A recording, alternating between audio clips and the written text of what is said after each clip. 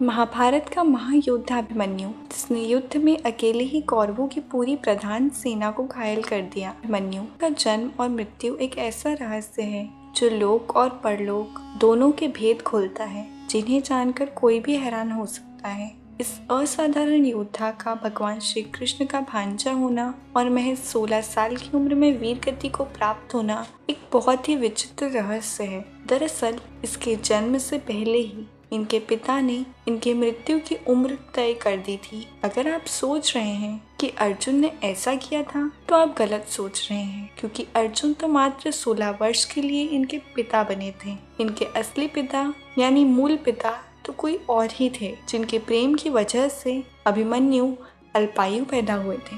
तो चलिए दोस्तों, जानते हैं कि आखिर किसने तय की वीर अभिमन्यु की आयु, जो वह मात्र 16 वर्ष की उम्र में ही वीर गद्दी को प्राप्त हो गए। लेकिन उससे पहले अगर आप हमारे चैनल पर नए हैं तो चैनल को सब्सक्राइब कर बेल आइकन को प्रेस करना ना भूलें।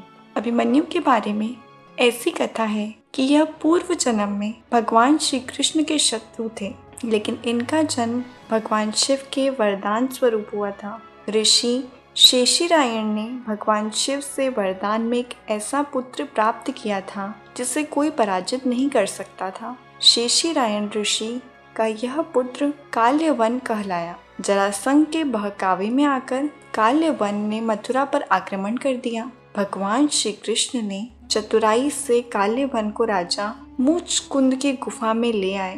काल्यवन ने सोए हुए राजा मुचकुंद को श्री कृष्ण समझकर जगा दिया। राजा मुचकुंद की नजर काल्यवन पर पड़ते ही वह जलकर भस्म हो गया, क्योंकि राजा मुचकुंद को वरदान प्राप्त था कि जो उसे नींद से जगाएगा वह भस्म हो जाएगा। काल्यवन के भस्म हो जाने पर श्री कृष्ण उसकी आत्मा की पोटली में लपेटकर अपने साथ ले आए। एक दिन सुभद्रा की नजर उस पोटली पर गई जिसमें काल्यवन की आत्मा बंधी थी। उत्सुकतावश सुभद्रा ने उस पोटली को खोल दिया और काल्यवन की आत्मा सुभद्रा के गर्भ में समा गई। यही काल्यवन भगवान श्री कृष्ण का भांजा अभिमन्यु कहलाया। जबकि अभिमन्यु के अल्पायु को लेकर एक अन्य कथा महाभारत में यह भी मिलती है कि पृथ्वी पर धर्म की स्थापना करने के लिए भगवान श्री कृष्ण अवतार लेने वाले थे।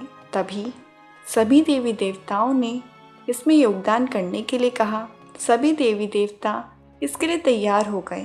कुछ देवता स्वयं मनुष्य बनकर धरती पर अवतरित हुए तो कुछ ने अपने पुत्रों को भेजा। चंद्रदेव से कहा गया कि वह अपने पुत्र वर्चा को पृथ्वी पर अवतरित होने की आज्ञा दें। चंद्रदेव ने कहा कि वह अपने पुत्र का वियोग नहीं सह सकते। देवताओं के अनुरोध पर चंद्रमा ने कहा कि वह अपने पुत्र को महज 16 साल के लिए धरती पर भेज सकते हैं। इसके बाद वह मेरे पास वापस लौट आएगा।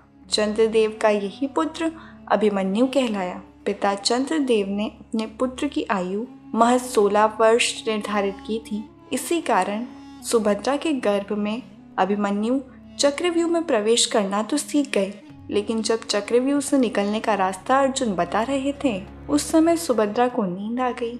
इससे अभिमन्यु चक्रव्यूह से निकलना नहीं सीख पाए और महाभारत युद्ध के दौरान इसी व्यूह में फंसकर वह वीर गति को प्राप्त हो गए।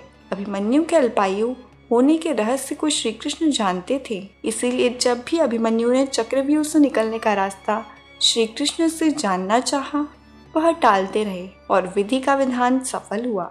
चंद्रवंशी अभिमन्यु 16 साल की उम्र में पिता चंद्रमा के पास लौट गए।